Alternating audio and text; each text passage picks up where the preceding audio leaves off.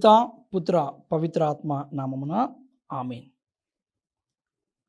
ప్రియమైన విశ్వాసులరా, క్రీస్తు సందేశం దివ్యవాణి టీవీ కార్యక్రమానికి స్వాగతం, సుస్వాగతం.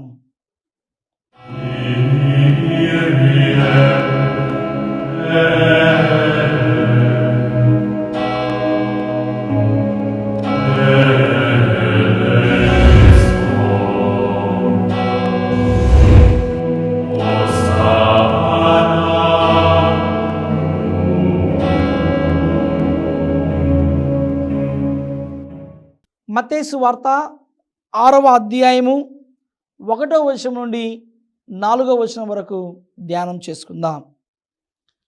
మనుషుల కంట పడుటకై వారి ఎదుట మీ భక్తి కార్యములు చేయకుండా జాగ్రత్త పడు. లేని ఎడల పరలోకమందలి మీ తండ్రి నుండి మీరు ఎట్టి బహుమానమును పొందలేరు. ప్రజల పొగడ్తలను పొందుటకై ప్రార్థన మందిరములలోను వీధులలోను డాంబికులు చేయునట్లు నీవు మీ దాన ధర్మములను మేళతాళాలతో చేయవలదు. వారు అందుకు తగిన ఫలమును పొంది ఉన్నారని నేను మీతో ఒక్కానించుచున్నాను. నీవు దానము చెయ్యునప్పుడు నీ కుడి చెయ్యి చేయనది నీ ఎడమ చేతికి తెలియకున్నట్లు రహస్యముగా చేయము. అట్లయినా రహస్య కార్యమునెల్లా గుర్తించు, మీ తండ్రి నీకు తగిన బహుమానమును వసగును. ప్రియమైన సహోదరి సహోదరురా, పరిశుద్ధమైన సమయంలో మనం అందరము కళ్ళు మూసుకొని శిరముల వంచి ప్రార్థన చేసుకుందాం. ప్రేమిగల ప్రభువా, సర్వమును సృష్టించి పరిపాలిస్తున్న మా ప్రియ పరలోకపు తండ్రి, ఈ పరిశుద్ధమైన సమయంలో ప్రభువా, క్రీస్తు సందేశం దివ్యవాణి టీవీ కార్యక్రమం ద్వారా ప్రభువా, వీరిని వీక్షిస్తున్న ప్రతి విశ్వాసి బిడ్డను ప్రభువా దీవించండి. ఈ తపస్కాలము ప్రత్యేకమైన కాలములో, ఈ అనుగ్రహ కాలములో, ఈ కృపా కాలములో ప్రభువా మమ్మల్ని అందరినీ కూడా అమితముగా ఆశీర్వదించండి. ఈ క్రీస్తు సందేశం కార్యక్రమాన్ని ప్రభువా వీక్షిస్తున్న ప్రతి బిడ్డను ప్రభువా మీరు తాకండి తండ్రి. వారి హృదయాలను ప్రభువా తాకండి, వారి జీవితాలను తాకండి తండ్రి. మీ కృపా అనుగ్రహముతో, మీ పరిశుద్ధాత్మ శక్తితో ప్రభువా మమ్మల్ని అందరినీ కూడా నింపండి. మీ యొక్క వాక్యానుసారముగా, మీ పవిత్రమైన దివ్య చిత్తానుసారముగా జీవించే శక్తిని, అనుగ్రహ ఫలములను మాకు హేరాళముగా కృమ్మరింపమని ఈ మనవులను మనాథుడైన యేసుక్రీస్తు దివ్యనామములో అడిగి ప్రార్థిస్తున్నాము తండ్రి. ఆమేన్, ఆమేన్. ప్రియమైన సహోదరి సహోదరులరా, తపస్కాలము మరి 3 పుణ్య కార్యములో మనము ధ్యానం చేస్తూ ఉండగా ఈరోజు మనం ధ్యానిస్తున్నది దాన ధర్మములు. దాన ధర్మములు. ధర్మాత్ముడు యేసు, దానకర్ణుడు యేసు. ప్రియమైన సహోదరి సహోదరురా, నీ ప్రార్థన దేవుని సన్నిధికి చేరేందుకు 2 మార్గాలు. ఒకటి ఉపవాసము, రెండవది దాన గుణం. ఒక్కసారి మనమందరము కూడా లోతుగా ధ్యానించినట్లయితే ప్రకృతి మనకు ఎన్నో పాఠాలను నేర్పిస్తుంది. అందులో ముఖ్యమైనది దాన గుణం. చెట్లు కాసే ఫలాలను అవి తినవు, పరులకు ఇస్తాయి. ఆవు తానిచ్చే పాలను తానే త్రాగదు, ఇతరులకు ఇస్తుంది. నదులు వాటి నీటిని అవే త్రాగవు, కానీ పరులకు ఇస్తాయి. ప్రకృతిలో ప్రతి ఒక్కటి మనకు దాన గుణమును నేర్పిస్తున్నాయి. అదే విధముగా ప్రతి వ్యక్తి తన ద్వారా ఏదో విధముగా పరులకు మంచి చేయాలని దీని భావము. అవును ప్రియమైన సహోదరి సహోదరులారా, ఈ తపస్కాలములో ప్రధానమైన పుణ్య కార్యములను ఆచరిస్తున్న ప్రతి దీక్షాపడు, ప్రతి దీక్షాపరురాలు, మరి అందరూ కూడా చేయవలసిన ఈ 3 పుణ్యమైన కార్యములలో ప్రార్థన, ఉపవాసము, ఈ దాన ధర్మములలో మనం ఈరోజు ధ్యానిస్తున్న ఈ దాన గుణము, ఈ దాన స్వభావము, ఈ దాన ధర్మము ఎంతో విశిష్టమైనది. ఎందుకంటే దేవుడి కృప ద్వారా మనమందరము కూడా ఉదారమైన స్వభావాన్ని, మంచి మనసును, మంచి గుణాన్ని మనము కలిగి జీవించాలి. ఇక్కడ మనకు ఘనం ముఖ్యము కాదు, మనకు ఎంత ఉన్నది అనేది ముఖ్యము కాదు, ఘనం ముఖ్యము కాదు. ఇక్కడ మన గుణం ఏ విధముగా ఉంది, ఎంత ఉన్నది అన్నది ముఖ్యము కాదు, మనం ఎంత పరులకు ఇస్తున్నామన్నదే ముఖ్యము. ప్రియమైన సహోదరి సహోదరా, మన దగ్గర ఎన్ని ఆస్తిపాస్తులు, మన దగ్గర ఎంత బంగారము, మన దగ్గర ఎంత భూములు, మన దగ్గర ఎన్ని పేరు ప్రఖ్యాతులు, మన దగ్గర ఎంత కూడబెట్టుకున్నామన్నది ముఖ్యము కాదు, మన దగ్గర క్యాష్ ఎంత ఉన్నదని ముఖ్యము కాదు, మన దగ్గర బ్యాంకు బ్యాలెన్స్ ఎంత ఉన్నదని ముఖ్యము కాదు. మన దగ్గర ఎంత ఉన్నా మనము ఇతరులకు ఉదార స్వభావముతో, దాన గుణముతో ఇతరులకు ఎంత ఇస్తున్నాము? సంతోషముతో ఇస్తున్నామా, ఆనందముతో ఇస్తున్నామా, లేకపోతే ఏదో తపస్కాలంలో ఇవ్వాలి కాబట్టి, గురువుగారు చెప్పారు కాబట్టి, వాక్యంలో ఉంది కాబట్టి ఏదో ఇవ్వాలి కాబట్టి ఇస్తున్నామా? ఇదిగో దాన గుణము ఎంతో విలువైన గుణము, ఎంత విలువైన సుగుణం. ఈ దాన గుణాన్ని, దాన స్వభావాన్ని మనం అందరం కూడా కలిగి జీవించాలి. ఎప్పుడు ఈ ప్రపంచాన్ని మనం ఒక్కసారి లోతుగా ధ్యానించినట్లయితే, ప్రియమైన విశ్వాసులు, దోచుకోవడం, దాచుకోవడం, దోచుకోవడం, దాచుకోవడం. మరి ఎలాంటి స్వభావం అంటే జలగలాంటి స్వభావము. జలగ ఏం చేస్తుంది? రక్తాన్ని పీల్చుకొని పోతుంది.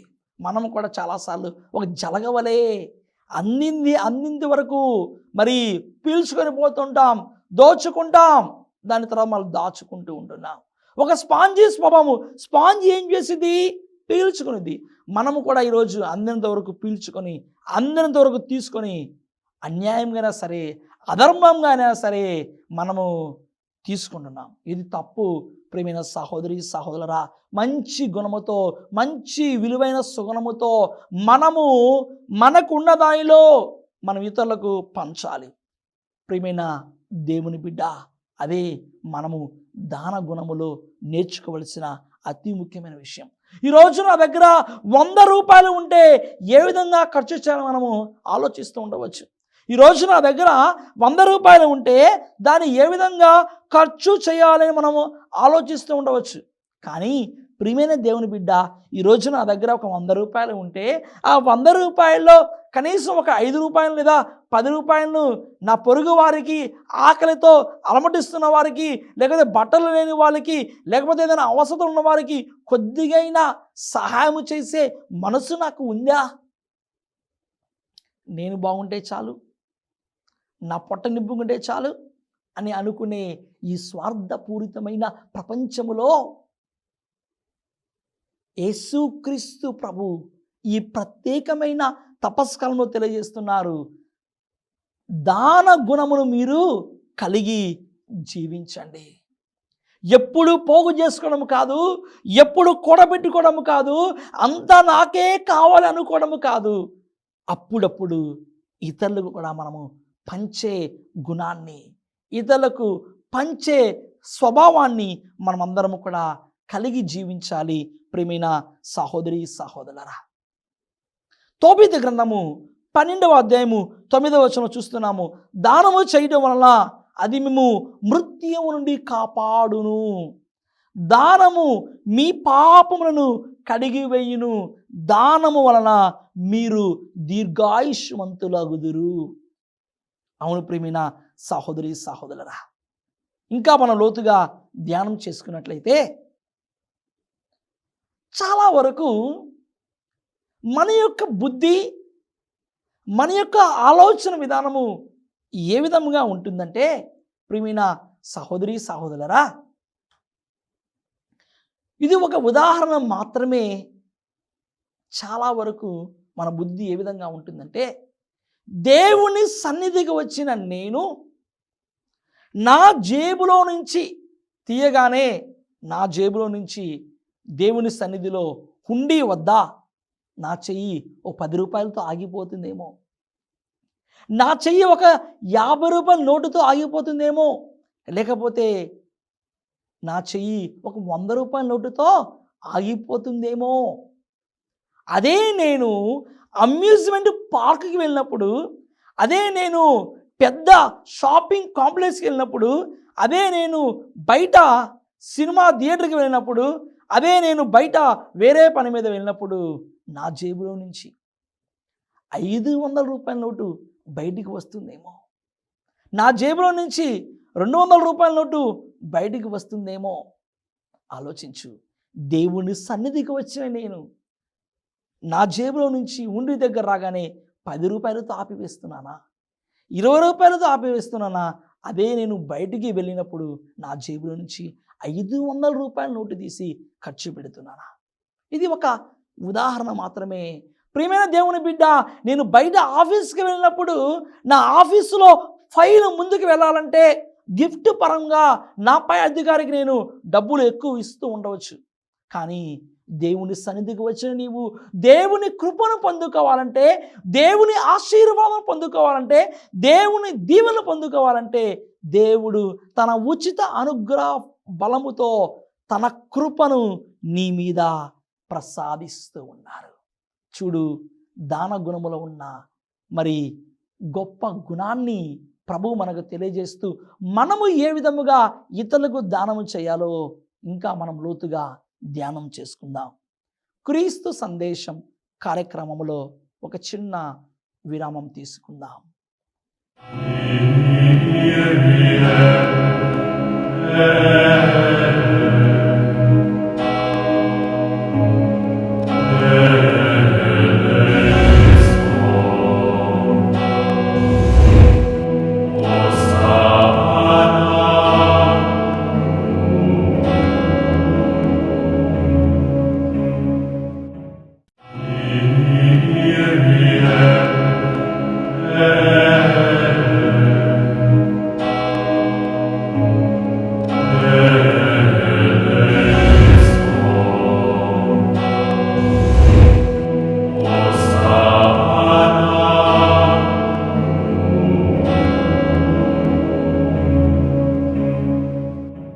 క్రీస్తు సందేశం కార్యక్రమానికి తిరిగి స్వాగతం.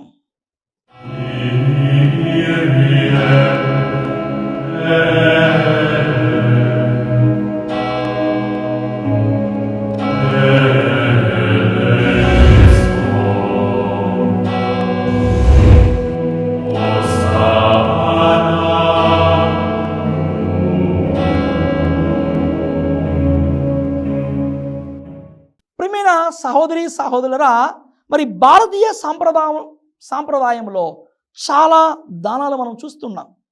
మన భారతీయ సంస్కృతిలో ఈ సాంప్రదాయంలో ఎన్నో రకాల దానాలు ఉన్నాయి. మనందరూ తెలుసు. గోదానము, భూదానము, కన్యాదానము, విద్యాదానము, వస్త్రదానము. మిమ్మల్ని ఒక ప్రశ్న అడిగినట్లయితే, దానాలన్నింటిలో ఏ దానము గొప్పదని మనం చూసినట్లయితే, దానాల అన్నింటిలో ఏ దానము గొప్పది, ఏ దానము విశిష్టమైనది అని అడిగినట్లయితే చాలామంది చెప్పే సమాధానం ఏమిటి? అన్నదానము. అన్నదానము. ఎందుకంటే ప్రియమైన విశ్వాసులారా, మనిషి తన జీవితంలో ఒకే ఒక్కసారి నాకు చాలు అంటాడు. ఎక్కడ అంటే అన్నం దగ్గర. నువ్వు పెడుతూ ఉంటే ఇంక చాలు, ఇంక చాలు, ఇంక చాలు అంటాడు. కానీ ఈ సందర్భంలో మాత్రమే మనిషి ఇక నాకు చాలు అంటాడు. అది అన్నదానం దగ్గర, అన్నం దగ్గర. కానీ మిగతా విషయాల్లో నాకు రావాలి, నాకు కావాలి, కూడబెట్టుకోవాలని మనిషి అనుకుంటాడు. ప్రియమైన సహోదరి సహోదరా, ఇది మనిషి యొక్క సహజమైన స్వభావం. ఒక అన్నం దగ్గర మాత్రమే ఇక నాకు చాలు అనుకుంటాడు, మిగతా చోట నాకు కావాలి, నాకు రావాలి, జేబు నింపుకోవాలి, సమస్తాన్ని కూడబెట్టుకోవాలి అని మనిషి ఆరాటపడుతూ ఉంటాడు. అయితే ప్రియమైన దేవుని బిడ్డ, మనము క్రీస్తు ప్రభునిలో ఉన్న దాన గుణాన్ని ఒక్కసారి పరిశీలించుదాం. నువ్వే కాదు, నేనే కాదు, మనమే కాదు దానం చేసేది.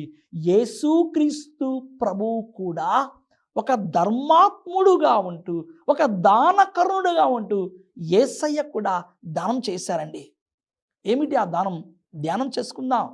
గుడ్డి వారికి కన్నులు తెరిచాడు యేసు, దృష్టి దానము చేశాడు. 5,000 మందికి అద్భుత విధముగా ఆహారం పెట్టారు యేసు, అన్నదానము చేశారు.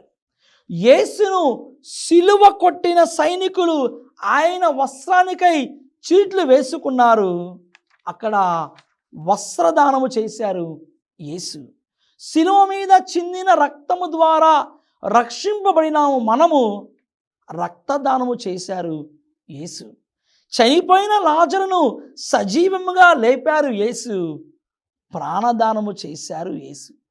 పశ్చాత్తాపడిన దొంగకు పరలోక దానము చేశారు యేసు. మరి నీ కోసము, నా కోసము, మనందరి కోసము చివరికి బలిదానముగా అయ్యారు మన యేసయ్య. యేసయ్యే తన జీవితంలో ఇన్ని దానాలు చేస్తే దృష్టి దానము, వస్త్రదానము, అన్నదానము, రక్తదానము, ప్రాణదానము, పరలోక దానము, చివరకు నీ కోసం, నా కోసం, మనందరి కోసము యేసయ్య తన ప్రాణాన్ని బలిదానముగా, తన ప్రాణాన్ని శిలువ మీద కొట్టబడుతూ, ఆ యొక్క శిలువ శ్రమల ద్వారా, ఆ శిలువ పాటుల ద్వారా సాక్షాత్తు యేసయ్య తన ప్రాణాన్ని మన కోసము అర్పించారు, దారబోశారు. యేసయ్యే అన్ని దానాలు చేస్తే మనము, దేవుని బిడ్డలుగా ఉన్న మనం ఇంకెన్ని దానాలు చేయాలి? ఆలోచించు ప్రియమైన దేవుని బిడ్డ. పునీత పౌలు భక్తుడు కొరింథీయులకు రాసిన 2వ లేఖ 9వ అధ్యాయము 7వ వచనంలో ధ్యానం చేస్తున్నాము. సంతోషముతో దానమనర్చువాని దేవుడు ప్రేమిస్తున్నారు. అపోస్తుల కార్యములు 10వ అధ్యాయము 1-2 వచనం ధ్యానం చేస్తున్నాము. కైసరియా పట్టణములో కొర్నేలి అను ఒకడు ఉండెను. అతడు దేవుని యందు భక్తి శ్రద్ధలు కలిగి ఉండి పేద సాధలకు దాన ధర్మములు చేయుచు సదా దేవుని ప్రార్థించుచుండెను. కొర్నేలియనే ఒక వ్యక్తి కైసరియా పట్టణములో మరి పేద సాధనలు మరి చూసుకుంటూ దాన ధర్మములు చేస్తూ ఉన్నారు. ప్రియమైన సహోదరి సహోదరులరా, మరి ఈరోజు మనం ఆత్మ పరిశీలన చేసుకోవాలి. మనం సంతోషముతో, ఆనందముతో దానం చేస్తున్నామా, లేకపోతే వాళ్ళు చెప్పారు కాబట్టి, వేరే వారు చెప్పారు కాబట్టి అయిష్టతతో దానం చేస్తున్నామా? ఇదిగో ప్రియమైన దేవుని బిడ్డ, ఒక్కసారి నీ జీవితాన్ని ఆత్మ పరిశీలన చేసుకో. ఈ తపస్కాలములో లూకాసు వార్త 3వ అధ్యాయము 11వ వచనంలో ధ్యానం చేస్తున్నాము. 2 అంగీలు ఉన్న వ్యక్తి ఏమీ లేని వారికి ఒక దానిని దానము చేయవలెను. భోజన పదార్థములు ఉన్నవాడు కూడా అట్లే చెయ్యవలెను. ప్రియమైన సహోదరి సహోదరులరా, చాలాసార్లు ఈ తపస్కాలం మనందరము కూడా ఉపవాసం ఉంటాం, ఉపవాసాన్ని ఆచరిస్తాము. మిగిలిన వాటిని మనము ఇతరుల పేద సాధలకు దానము చేయాలి, కానీ మిగిలిన వాటిని అమ్మయ్య నాకు మిగిలిందనుకొని ఇంట్లో పెట్టుకొని ఈస్టర్ పండగ రాగానే తర్వాత తింటే ఫలితము లేదు, తర్వాత తింటే దానికి తగిన విలువైన ప్రతిఫలం మనకు దొరకదు. ప్రియమైన దేవుని బిడ్డ, ఉపవాసం ఉన్నప్పుడు, ఉపవాసాన్ని ఆచరించినప్పుడు, భౌతికమైన మరి శారీరకమైన ఉపవాసం ఉన్నప్పుడు మిగిలిన ఆహార పదార్థాలను, మిగిలిన ముడి వస్తువులను మన చుట్టుప్రక్కల ఉన్న పేద సాధలకు మనకంటే తక్కువ తక్కువ స్థితిలో ఉన్న వారికి, ఆకలితో అలమటిస్తున్న వారికి మనము దాన ధర్మము చేసినప్పుడు ప్రభు మన మనస్సును బట్టి, ప్రభు మన హృదయాన్ని బట్టి దేవుడు అమితముగా మనను ఆశీర్వదిస్తారు. ప్రియమైన సహోదరి సహోదరులారా, అదే విధముగా మనం దానం చేస్తూ ఉండగా పరులు చూడడం తప్పు కాదు. దానం చేస్తూ ఉండగా పరులు, ఇరుగు పొరుగు వాళ్ళు చూడడం తప్పు కాదు. కానీ పరులే దానము చేయడం మాత్రము, పరులే చూడాలని దానం చేయడం మాత్రం తప్పు. అలాంటి వాళ్ళు ఎలా ఉంటారంటే పరుల కొరకు, పరుల దృష్టిలో పువ్వులా ఉంటారు, కానీ దేవుని దృష్టిలో నలుసులా మారిపోతారు. ఒక్కసారి ధ్యానం చేసుకుందాం. దానం చేస్తూ ఉండగా పరులు చూడడము తప్పు కాదు, కానీ పరులే చూడాలని దానం చేయడము తప్పు. అలాంటి వారు మనుషుల దృష్టిలో, పరుల దృష్టిలో పూలా ఉండవచ్చు, కానీ దేవుని దృష్టిలో నలుసులా మారిపోతారు. అందుకే ప్రభు అంటున్నారు మత్తయి సువార్త 6వ అధ్యాయము 2వ వచనంలో, ప్రజల పొగడ్తలను పొందుటకై ప్రార్థనా మందిరములలోను వీధులలోను డాంబికులు చేయనట్లు నీవు నీ దాన ధర్మములను మేళతాళములతో చెయ్యవలదు. ఆలోచించు ప్రియమైన దేవుని బిడ్డ. మరొక మాటలో చెప్పాలంటే మనం చేసే దానము పదుగురి దృష్టి పడినట్లు చేసినప్పుడు వారి నుండి ఫలితము పొందినట్లే లెక్క. దేవుని నుండి ఫలితము ఆశించవద్దు. నీకు వాళ్ళ నుండి ఫలితం వచ్చింది, కానీ దేవుని నుండి ఫలితం రాదు. ఎందుకంటే ఒక పనికి ఒక వేతనమే.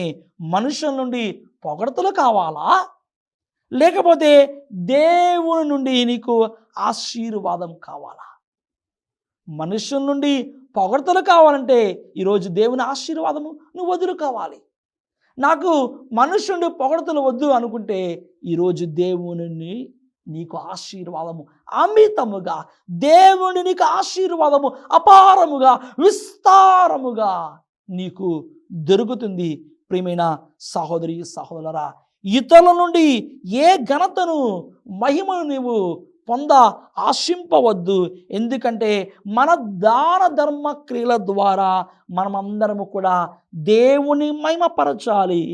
మనము దేవుని మహిమపరిచినప్పుడు ప్రభు తన యొక్క రాజ్యములో మనకు గొప్ప స్థానాన్ని, ప్రభు తన రాజ్యములో గొప్ప విలువైన బహుమతిని ప్రభువు మనకు ప్రసాదిస్తారు. ఎందుకంటే మనము చేసే ప్రతి కార్యము, మనము చెప్పే ప్రతి మాట అన్నీ కూడా ఆయన మహిమ కోసమే, అన్నీ కూడా ఆయన యొక్క దివ్య నామ మహిమార్థము కోసమే. కనుక ప్రియమైన సహోదరి సహోదరురా, ఈ తపస్కాలంలో మనం అందరము కూడా ఈ దాన స్వభావాన్ని కలిగి జీవించుదాం. తద్వారా ప్రభు మనందరి కుటుంబాలను, ప్రభు మనందరి బిడ్డలను కూడా నిండుగా మెండుగా దీవించి తన యొక్క కృపలో, తన యొక్క మహిమలో ప్రభు మనందరినీ కూడా భద్రపరచునుగాక. ఆమీన్. ప్రభు మీతో ఉండునుగాక, మీ ఆత్మతోనూ ఉండునుగాక. సర్వశక్తిగల సర్వేశ్వరుడు పితా, పుత్ర, పవిత్ర ఆత్మ మేమందరిని దీవించి సదా కాచి కాపాడునుగాక. ఆమీన్.